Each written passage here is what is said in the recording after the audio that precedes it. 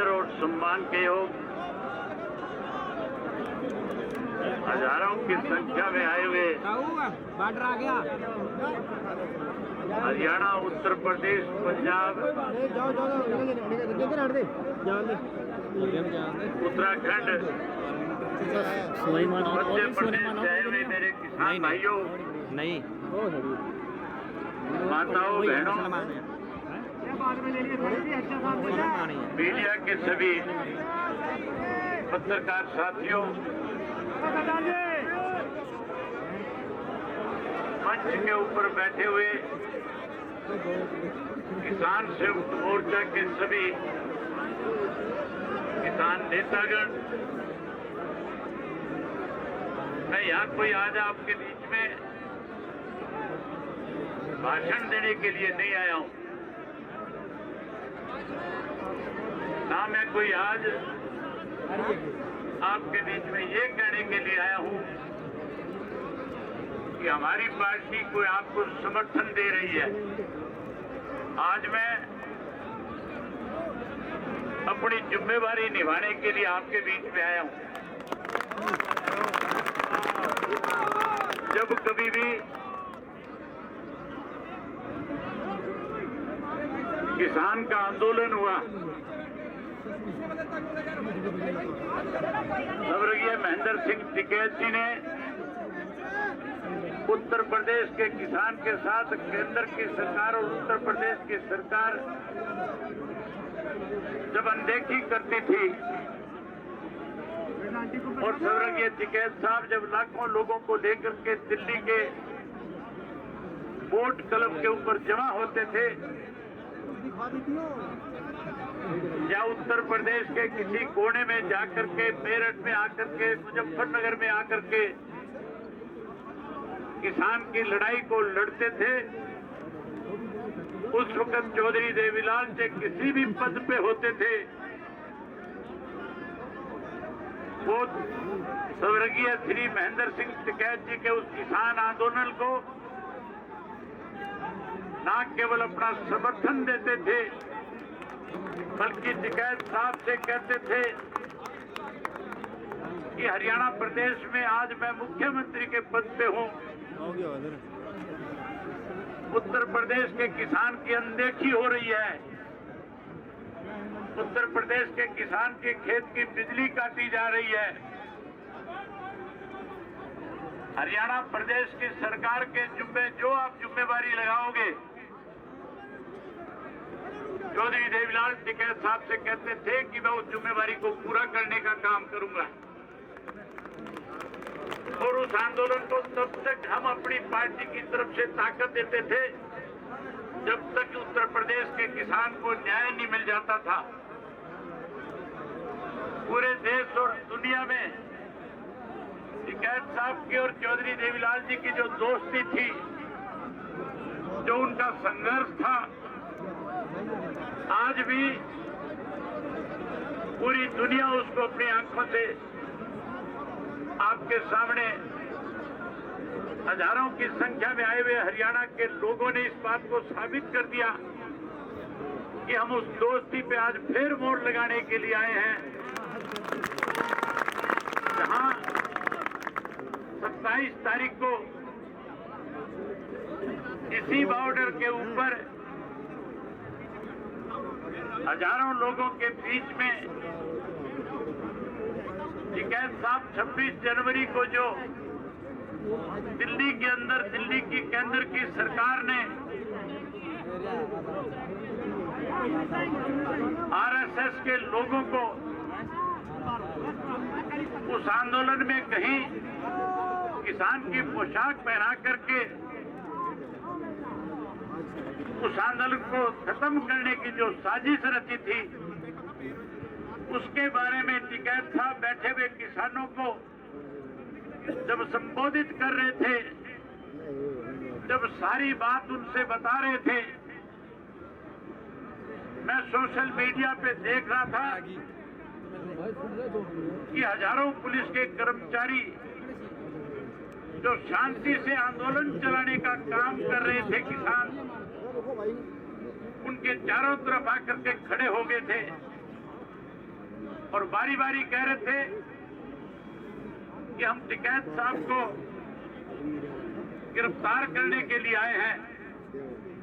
और टिकैत साहब भी अपनी तरफ से लोगों को संबोधित करते हुए कह रहे थे कि हमने किसी तरह से विरोध नहीं करना, पुलिस के लिए रास्ता बना करके दो, मैं गिरफ्तारी देने के लिए तैयार हूं। लेकिन साथियों, हैरानी की बात थी, जो काम प्रशासन का है, जो काम सरकार का है, भारतीय जनता पार्टी ने अपने यहां के एमएलए को सैकड़ों की संख्या में बदमाशों को साथ लेकर के इसी पुल के नीचे, जिन्होंने यहां के डीएम को और एसपी से कहा था कि अगर आप इनको यहां, पहले तो आप इनको यहां से हटाओ, अगर आप नहीं हटाओगे तो वो बदमाश किस्म का एमएलए अपने साथ हथियारबंद लोग लेकर के जो यहां आया था, जो कह रहा था कि अगर आप इन्हें नहीं हटाओगे तो फिर हम इनको हटाने का काम करेंगे। मैं आज उत्तर प्रदेश के मुख्यमंत्री जी से कहने के लिए आया हूं कि मुख्यमंत्री जी, इस किसान के साथ बातचीत के जरिए तो आप इस आंदोलन को खत्म कर सकते हो, लेकिन आप अपनी पार्टी की, अपनी सरकार की तरफ से कहीं कोई दबंगई दिखा करके, कहीं कोई लाठी और डंडा दिखा करके, बंदूक दिखा करके अगर इस किसान आंदोलन को कुचलने की चेष्टा करोगे, अगर इस किसान आंदोलन के साथ कोई छेड़खानी करोगे, तो यहां केवल उत्तर प्रदेश, हरियाणा और पंजाब का किसान नहीं, बल्कि पूरे देश का किसान आकर के जहां आपकी सरकार का तख्ता पलट करने का काम करेगा, वहीं किसान अपनी इस लड़ाई में केंद्र की सरकार को कृषि के तीनों काले कानूनों को खत्म करवाने के लिए, इन कानूनों को न केवल खत्म कराएगा, बल्कि इस देश का किसान कैसे खुशहाल हो, इसके लिए केंद्र की सरकार को नए कानून बनाने पे मजबूर कर देगा। देश के प्रधानमंत्री ने सत्ता में आने से पहले कहा था कि अगर मेरी पार्टी सत्ता में आई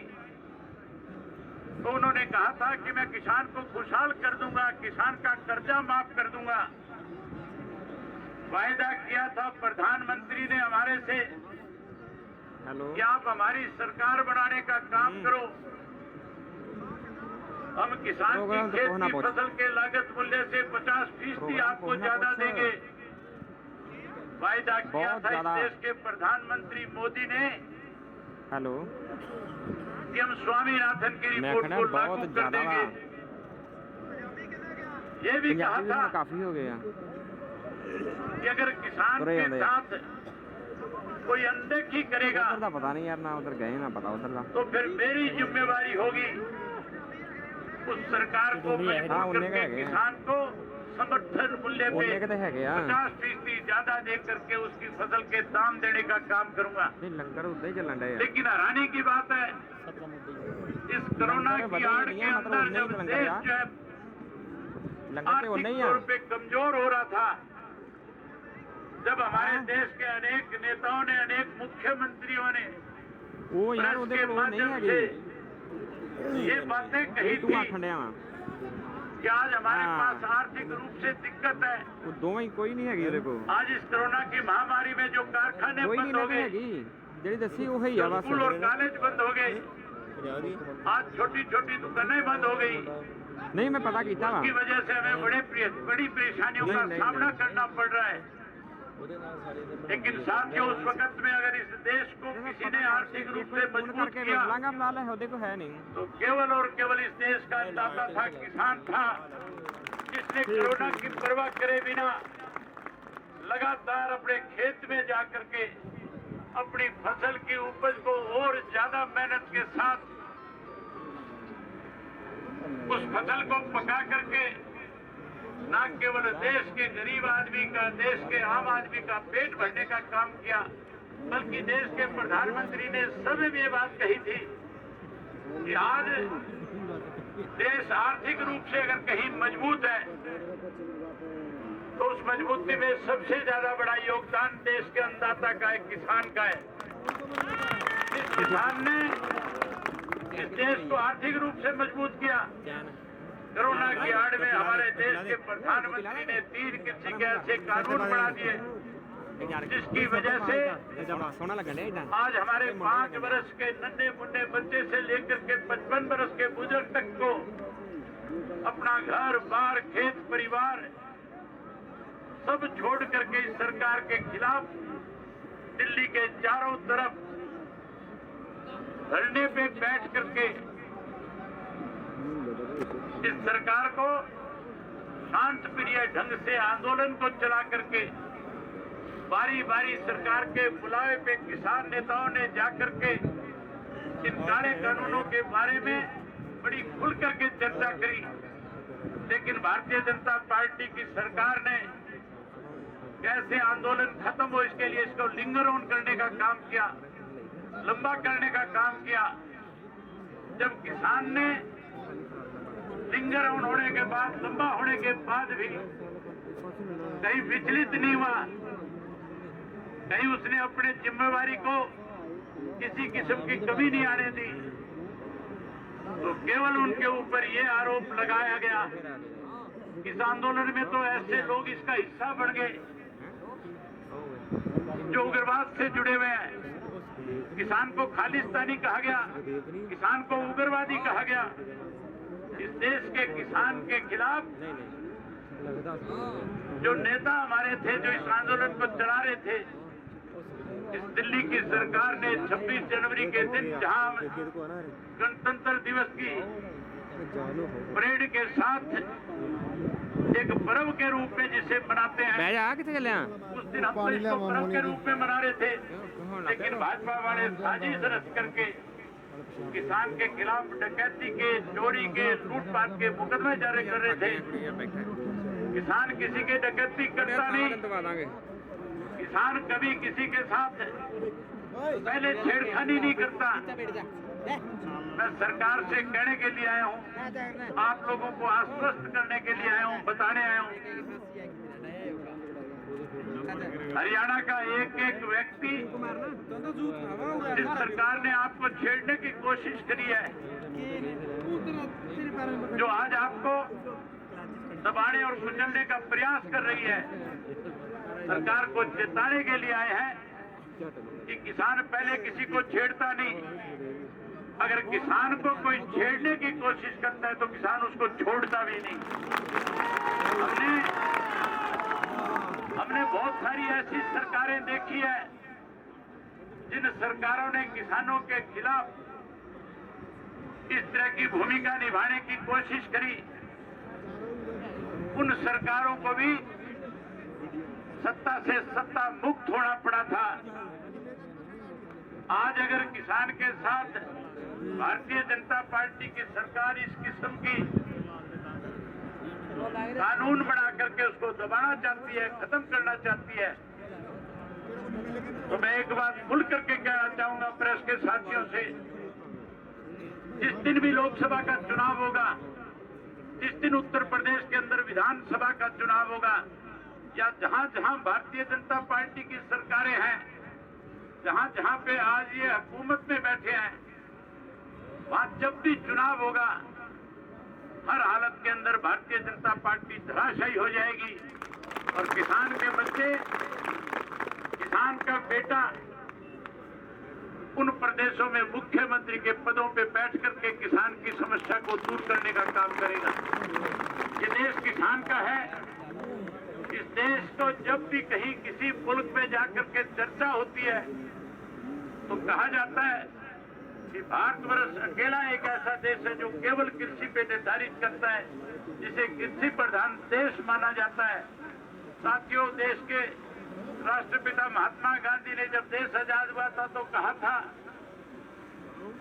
इस देश का भविष्य जो है गांव के बीच से होकर के जाएगा। जब इस देश का किसान खुशहाल होगा तो ये देश खुशहाल होगा। आज इस देश के किसान को मारने की साजिश रची जा रही है। आज उसे खत्म करने के लिए इस तरह के काले कानून बनाए गए कि कल वो अपनी भूमि बेचने पर मजबूर हो जाए, कल बड़े बड़े कॉर्पोरेट हाउस जो है उसके जमीनों पे कब्जे कर ले, कल वो अपनी फसल की कीमत अपनी मर्जी से तय करने की बजाय सस्ते में उन पे बेचने को मजबूर हो जाए। लेकिन शायद इस सरकार में बैठे लोगों को इस बात का अंदाजा नहीं है कि आज देश का किसान जाग चुका है। आज इस देश के किसान के घर में पैदा हुआ नौजवान बच्चा जो पढ़ा लिखा है, जो इस बात को अच्छी तरह से समझता और जानता है कि किस तरह से सरकार आज तेरे को राजनीतिक तौर से और किस तरह से तेरे इस खेती के कारोबार को तेरे हाथ से लेकर के पूंजीपति के हाथ में देना चाहती है।